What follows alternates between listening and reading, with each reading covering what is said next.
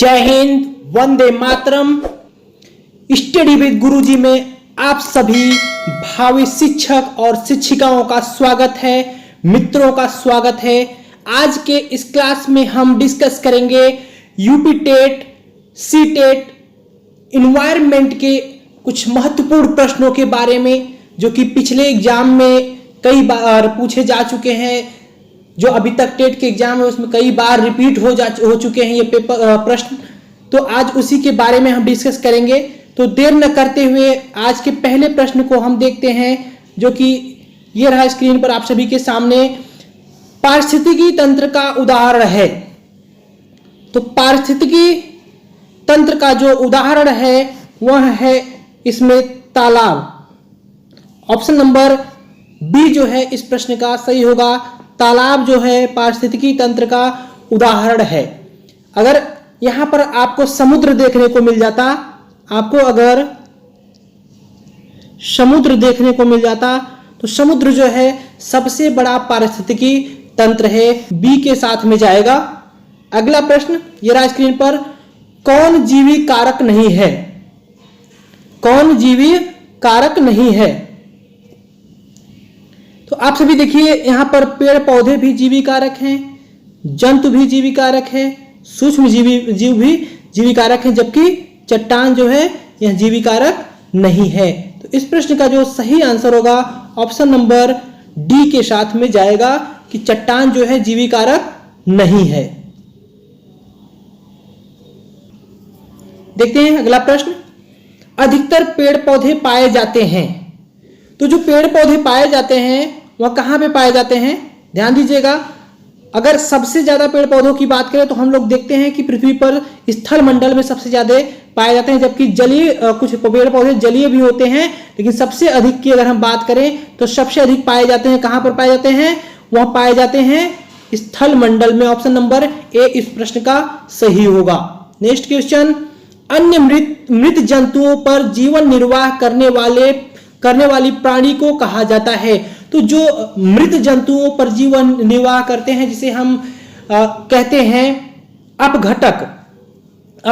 जो होते हैं या क्या होते हैं कि सड़े गले हुए चीजों या मृत जीवों की सफाया करते हैं। पृथ्वी पर जो गंदगी होती है उसकी सफाया करते हैं। जैसे इसमें क्या होता है, चील, गिद्ध, कौवे आते हैं, जिनको हम इंग्लिश में क्या कहते हैं? इंग्लिश में इनको हम स्कैवेंजर के नाम से भी कहते हैं। क्या कहते हैं? स्कैवेंजर, जिसे हिंदी में कहा जाता है अपघटक। हिंदी में कहा जाता है अपघटक।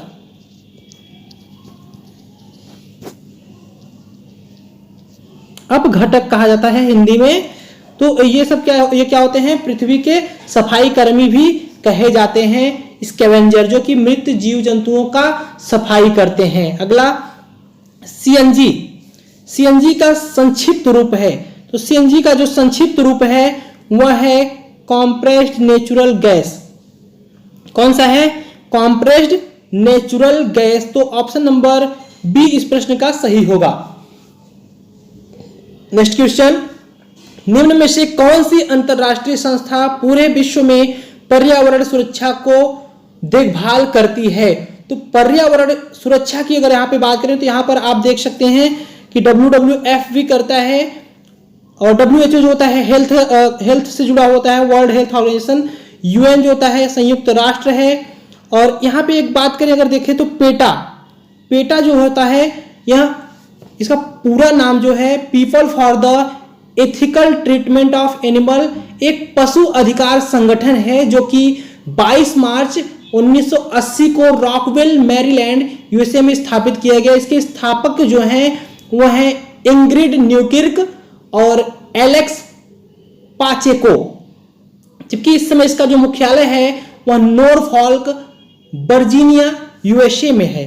तो इस प्रश्न का जो सही आंसर होगा वह जाएगा ऑप्शन नंबर ए के साथ में। WWF जो है वर्ल्ड वाइड फेडरल या फंड, यह क्या आता है? वन्य जीव पर्यावरण के क्षेत्र में कार्य करती है। तो हमने आपको बता दिया कि WHO जो होता है हेल्थ में काम करता है, और पेटा जो है पशुओं के संरक्षण के लिए कार्य करता है।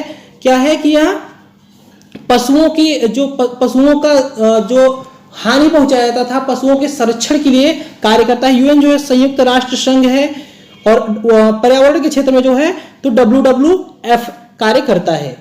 नेक्स्ट क्वेश्चन, पेटा के बारे में हमने आपको अभी बताया, people for the ethical treatment of animal. इसमें जो पेटा इंडिया के बारे में आपको बता दें, इसका सरल सिद्धांत जो है पेटा इंडिया का वह है कि मनोरंजन, खाने, पहनने या प्रयोग करने के लिए पशुओं पर हमारा अधिकार नहीं है, ऐसा पेटा इंडिया कहता है, जिसका शुरुआत भारत में जनवरी सन 2000 से किया गया था। यह मुंबई में स्थित है। तो पेटा के बारे में आप समझ गए होंगे कि यह पशुओं के संरक्षण के लिए एक संस्था है, जबकि WWF पर्यावरण सुरक्षा की संस्था है। नेक्स्ट क्वेश्चन, लवण जो जल का अवशोषण करता है कहलाता है। तो जो लवण होता है, जल का जो अवशोषण कहलाता है, वह क्या होता है? वह होता है हाइग्रोस्कोपिक लवण। हाइग्रोस्कोपिक लवण जो होता है, यह क्या होता है? जल के अणुओं को अपनी ओर आकर्षित करता है। यह क्रिया जो होती है अवशोषण या अधिशोषण द्वारा होता है। और हाइड्रोफिलिक की अगर हम बात करें तो हाइड्रोफिलिक जो है, यह क्या होता है? हवा से पानी को आकर्षित करता है। जैसे कि हम देखते हैं कि अगर चीनी को अगर हम किसी फल पर डाल देते हैं तो उसमें से पानी रसने लगता है, तो वह क्या होता है कि हाइड्रोफिलिक के कारण ही होता है। हाइड्रोफिलिक जो चीनी है क्या है? एक हाइड्रोफिलिक पदार्थ ही इसको हम कह सकते हैं। नमक की तरह कभी कभी पदार्थों से पानी निकलता है, तो वह क्या होता है? हाइड्रोफिलिक के कारण ही होता है, हाइड्रोफिलिक पदार्थ की मौजूदगी के कारण ही होता है। तो इस प्रश्न का जो सही आंसर होगा ऑप्शन नंबर ए के साथ में जाएगा, हाइड्रोस्कोपिक। नेक्स्ट, पारिस्थितिकी तंत्र एवं प्राकृतिक अधिवासों का संरक्षण तथा उनके प्राकृतिक वातावरणों में प्रजातियों का जीवनक्षम जनसंख्या का रखरखाव एवं प्रतिप्राप्ति के लिए उपयुक्त पद है। तो आप सभी को हम बता दें कि जीवों के जो निवास स्थान होते हैं, जहां पे जीवों का जन्म होता है, उनका प्राकृतिक जो आवास होता है, जहां पे उनका जीवन भर वो रहते हैं, जीवन पर्यंत अपना जीवन बिताते हैं, वहां पे पलते हैं, बड़े होते हैं, उसको कहते हैं स्वस्थाने। स्वस्थाने कहते हैं, जिसको हम हिंदी में इंग्लिश में कहते हैं इन सिटू।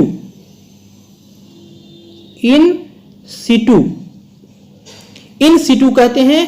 और अपस्थाने जो होता है, अपस्थाने को क्या कहते हैं? एक्स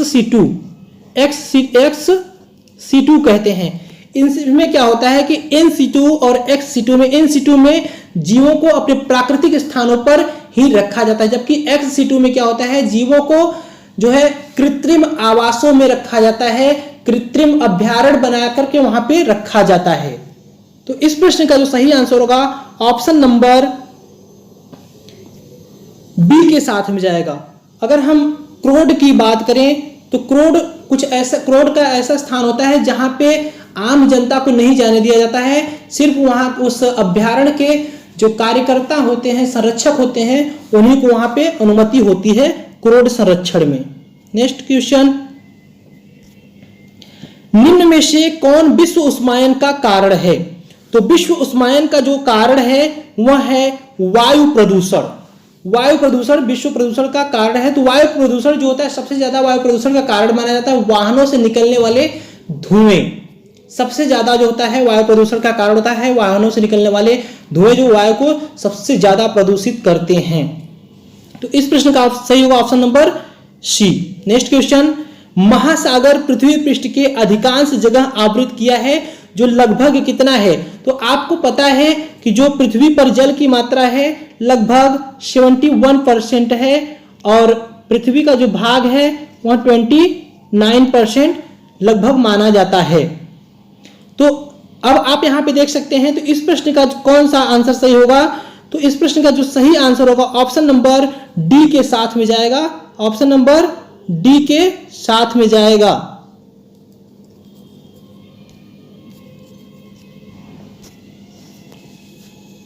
नेक्स्ट क्वेश्चन, निम्न में से कौन वायु प्रदूषण का एक उदाहरण है? तो भी हमने आपको बताया वायु प्रदूषण का जो प्रमुख उदाहरण है वह वाहनों से निकलने वाली गैस है, धुआं, कुहासा है, जलती लकड़ी और चारकोल से निकली हुई गैसें हैं। तो सबसे ज्यादा अगर आपसे पूछ दिया जाए कि सबसे ज्यादा कौन सा कारण है, सबसे ज्यादा वायु प्रदूषण करता है, तो गैस निकलती है जो वाहनों से, जिसे हम कार्बन मोनोऑक्साइड या CO के नाम से भी जानते हैं, उसको हम CO के नाम से भी जानते हैं। कार्बन मोनोऑक्साइड वह है। धुआं कुहासा है, धुआं जो निकलता है यह भी प्रदूषण का कारण है। और जो लकड़ी जलाई जाती है, चारकोल से जो गैस निकलती है वह भी क्या है, वायु प्रदूषण का कारण है। अगर आपसे सबसे ज्यादा पूछ ले तो ऑप्शन नंबर बी के साथ में आप जाइएगा। सबसे ज्यादा जो प्रदूषण फैलाता है, कौन फैलाता है? वाहनों से निकलने वाली गैस। तो इस प्रश्न का सही आंसर होगा ऑप्शन नंबर डी, जो कि सभी हो जो है इसमें वायु प्रदूषण के कारण है। नेक्स्ट क्वेश्चन, भारत तथा दूसरे देशों में प्रदूषण को रोकने के लिए बनाए गए नियम का प्रयोग रोकता है। तो क्या कागज के थैले का प्रयोग रोकता है? कागज के थैले का प्रयोग रोकता है क्या? प्लास्टिक के थैले का प्रयोग रोकता है? प्लास्टिक के थैले का प्रयोग रोकता है या नायलॉन के या चमड़े के थैले का प्रयोग? तो हम आप सभी को बता दें कि जो नियम बनाए गए हैं वह रोकता है, प्लास्टिक के थैले के प्रयोग को रोकता है। तो ऑप्शन नंबर बी इस प्रश्न का सही हो जाएगा। नेक्स्ट क्वेश्चन, विश्व उष्मायन के लिए निम्न में से कौन एक कारक है? तो विश्व उष्मायन के लिए सबसे बड़ा जो कारण है वह है कौन सा? वाहनों से निकलने वाली गैस। वाहनों से निकली गैस जो है विश्व उष्मायन का सबसे बड़ा कारक है। नेक्स्ट, पेड़ पौधे प्रदूषण को घटाते हैं क्योंकि वह अवशोषण करते हैं। तो पेड़ पौधे जो अवशोषण करते हैं वह करते हैं किसका? कार्बन डाइऑक्साइड का। कार्बन डाइऑक्साइड जिसे हम CO2 भी कहते हैं, जिसको मनुष्य या जीव जंतु छोड़ते हैं और पौधे उसका अवशोषण करते हैं। पौधे उसके बदले हमें ऑक्सीजन देते हैं। कार्बन मोनोऑक्साइड जो निकलता है जिसे CO कहा जाता है, वह वाहनों के द्वारा सबसे ज्यादा निकलता है। और नाइट्रोजन गैस की अगर बात करें तो यहाँ हमारे वायुमंडल में, वातावरण में 78% लगभग पाया जाता है। इस प्रश्न का सही आंसर होगा option number B. Next question, भूकंप मापा जाता है। भूकंप जो मापा जाता है, इस प्रश्न के बारे में आपको बता दें पहले बोफोर्ट के बारे में। तो बोफोर्ट जो है यह पवन वेग और समुद्र तथा स्थल की दशाओं के बीच संबंध बताने वाला एक अनुभविक तालिका है। इसका पूरा नाम जो है बोफोर्ट पवन वेग मापक्रम है। डेसिबल में क्या होता है? ध्वनि का मापन किया जाता है। न्यूटन जो है बल का मात्रक होता है। रिएक्टर पैमाना जो है वह क्या है? भूकंप मापा जाता है। किसमें भूकंप मापा जाता है? रिएक्टर पैमाना से। पैमाने में भूकंप का मापन होता है। तो इस प्रश्न का सही आंसर होगा ऑप्शन नंबर डी। बाकी ऑप्शनों को मैंने बता दिया आपको, उम्मीद है कि आपने नोट कर लिया होगा। नेक्स्ट क्वेश्चन को देखते हैं। महासागरों में जल स्तर वृद्धि का कारण है। तो महासागरों में जो जल स्तर की वृद्धि होती है उसका सबसे बड़ा कारण है कि ध्रुवीय प्रदेशों में बर्फों का पिघलना। ध्रुवीय प्रदेशों में बर्फ का पिघलना जो होता है, इसका सबसे बड़ा कारण है कि जो हमारे विश्व का उष्मा बढ़ता जा रहा है, तापमान बढ़ रहा है, उसी कारण से ध्रुवीय प्रदेशों के बर्फ पिघल रहे हैं, जिसके कारण समुद्र में जल स्तर की वृद्धि हो रही है। तो इस प्रश्न का सही आंसर होगा option number A. Next question, हवा में उपस्थित ऑक्सीजन का प्रतिशत है। तो हवा में उपस्थित ऑक्सीजन का जो प्रतिशत है वह है 21%। ऑप्शन नंबर डी इस प्रश्न का सही होगा। नेक्स्ट, परम तापक्रम पैमाना कौन सा है? तो परम तापक्रम पैमाना जो है वह केल्विन को कहा जाता है। ऑप्शन नंबर सी इस प्रश्न का सही होगा। अगर मनुष्य के शरीर का जो तापमान की अगर हम बात करें तो इसमें अगर आपको सेल्सियस में दिखा जाए तो सेल्सियस में 37 डिग्री हो जाएगा, और फ़ारेनहाइट में क्या होगा? 98.6 हो जाएगा। और अगर केल्विन की बात करें तो केल्विन कितना हो जाएगा? 310 केल्विन हो जाएगा। ये तीनों तापक्रम जो होते हैं एक बराबर होते हैं। अगर केल्विन में पूछा जाए तो 310 होगा, फ़ारेनहाइट में पूछा जाए तो 98.6 होगा, और सेल्सियस में पूछा जाए तो 37 होगा। ये मनुष्य के शरीर का तापमान होता है।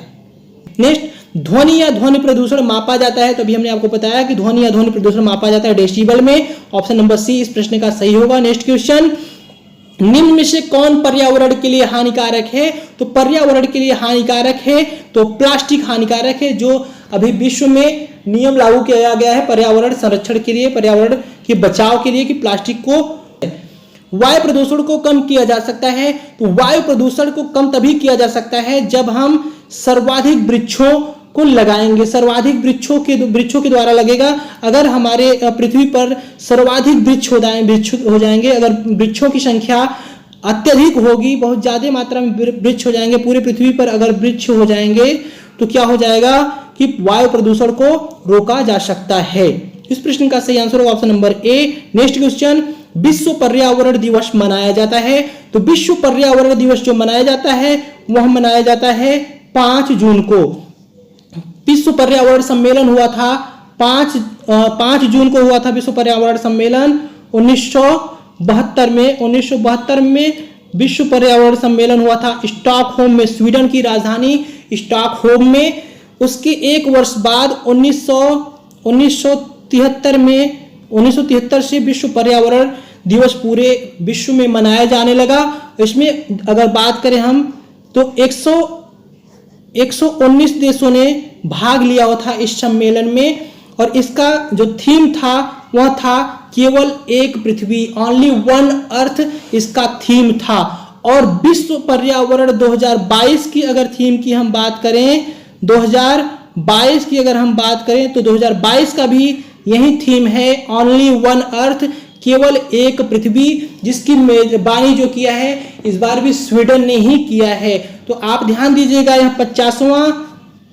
50वां विश्व पर्यावरण सम्मेलन मनाया गया, जो कि पहले पर्यावरण सम्मेलन का जो थीम था ओनली वन अर्थ, केवल एक पृथ्वी था, और 50वें विश्व पर्यावरण सम्मेलन का भी वही अर्थ है, ओनली वन अर्थ, केवल एक पृथ्वी।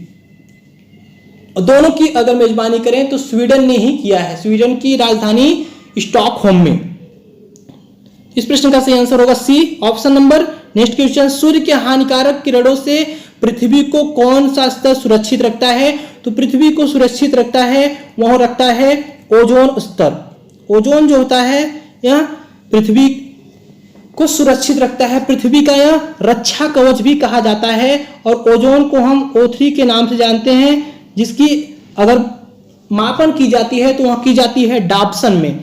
इसका अगर माप, इसकी मोटाई की अगर माप की जाए तो यह डाप्सन में मापी जाती है। यह ऑक्सीजन की 3 परतों से मिलकर के बना होता है, जो कि अल्ट्रावायलेट किरणों से हमें बचाता है। और अल्ट्रावायलेट किरणों से होता है चर्म रोग, मोतियाबिंद तथा कैंसर जैसी खतरनाक बीमारियां अल्ट्रावायलेट किरणों से होती है, इसे हिंदी में पराबैंगनी किरणें कहते हैं।